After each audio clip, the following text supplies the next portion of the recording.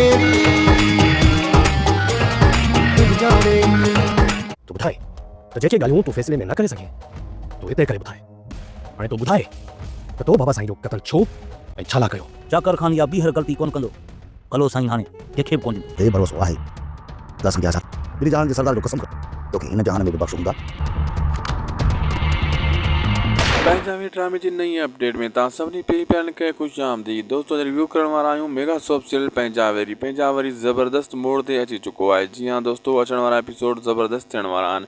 इन में तव्हां हिकु शइ ज़बरदस्त ॾिसंदो जंहिंमें चाकर खान आख़िरकार जेको आहे सांवल जी ॻाल्हियुनि में अची वेंदो आहे ऐं सांवल ते थोरो घणो हुनखे यकीन अची वेंदो आहे। सांवल जेकियूं ॻाल्हियूं करे थो खरियूं सच करे थो पियो। पोइ हू फायर कंदो आहे सांवल ते, लेकिन हवाई कंदो आहे, सांवल खे गोली नाहे हणंदो छो त हुनखे अंदाज़ो हूंदो आहे त सांवल अहिड़ियूं हरकत नथो करे सघे। करे हा त सिधो सां विड़े हा। पोइ हू हवाई फायर कंदो आहे, पर उन दुश्मन खे ॻोल्हण जी कोशिशि कंदो आहे। जेको आहे चाकर खान सांवल जे मथां हवाई फायर करे इन खे छॾे ॾींदो आहे। पोइ जेका उनजे अंदरि दुश्मन लिकियल आहिनि घर में उन्हनि खे ॻोल्हण जी कोशिशि कंदो आहे, उन्हनि सां सुवाल जवाबु कंदो आहे त बाबा इहो कमु कीअं थियो ऐं मुंहिंजा त घर में दुश्मन केरु आहिनि ऐं केरु न आहिनि।